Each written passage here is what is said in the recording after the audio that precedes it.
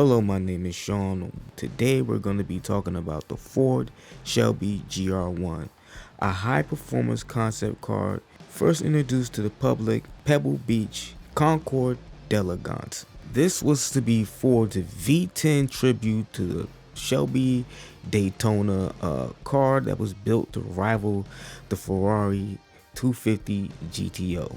I'm gonna tell you what happened to it. I'm gonna give you some of the specs, and we're gonna go over the future of this car.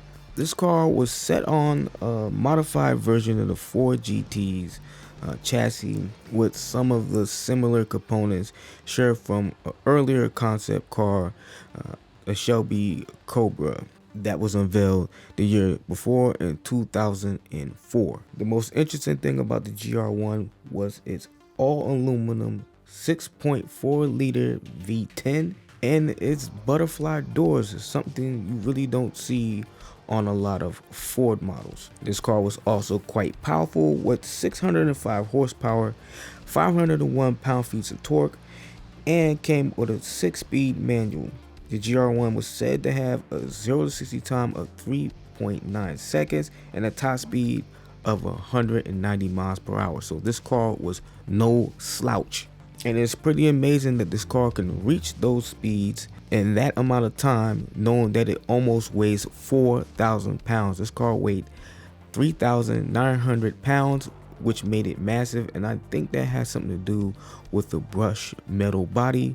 I believe that's aluminum. I really couldn't find out what this car's body was made out of, or it also could have been the fact that the engine for this car was a big V10. Now, everybody was blown away by the design of the car shown at Pebble Beach, but that car was only a clay model.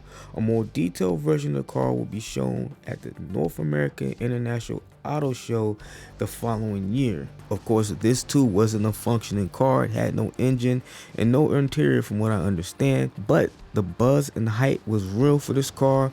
So what happened? Well, some of you may remember this, but at the end of the lifespan of the first generation Ford GT, Ford really couldn't move those cars. They weren't selling, and they were just sitting in showrooms.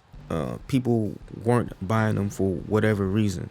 This was an extremely strange period of time because, as you know, the Ford GT first generation is one of the most desirable sports cars, supercars on the planet. I don't know why they weren't selling in the early 2000s as the Eredivisie runs, but I would see a lot of them sitting around and always prayed that they have just enough money to get one. That never came to be, but that's beside the point.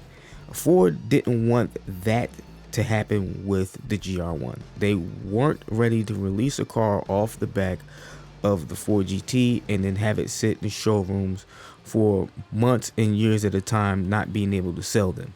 And I wish I could say that the design elements for this car was carried over into other Fords, because it wasn't.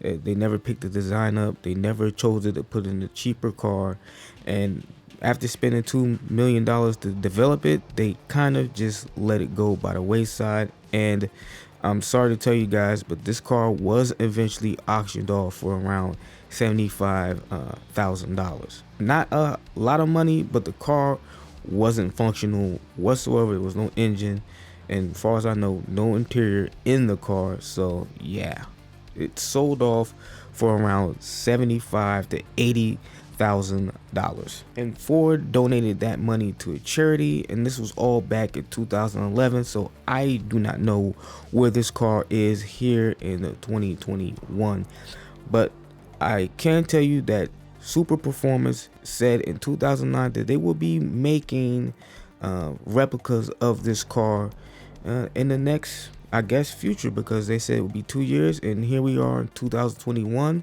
So I guess they're developing this car now. I don't know, with the global pandemic going on, that they're doing that still, but that was the news back in 2019, that they will be making replica versions of this car with a 700 horsepower V8, because Ford didn't come up with the V10. Now think what Ford would be if they had released this car right before the market had crashed in 07, 08. we probably wouldn't have the current Ford GT if this car would have been an epic failure. So I don't know, maybe it's a good thing that it didn't come out, but it's also pretty exciting to hear that we'll see replicas of this car on the road someday. Well, I can't wait to see it. Tell me what you guys think. Do you think Ford should have came out with the GR1? Are you glad there's going to be a replica? Are you going to check out the prices and see if you're going to get one of your own? Let me know in the comments. And with that said, I'd like to bring this video to a close. I'll catch you guys in the next one.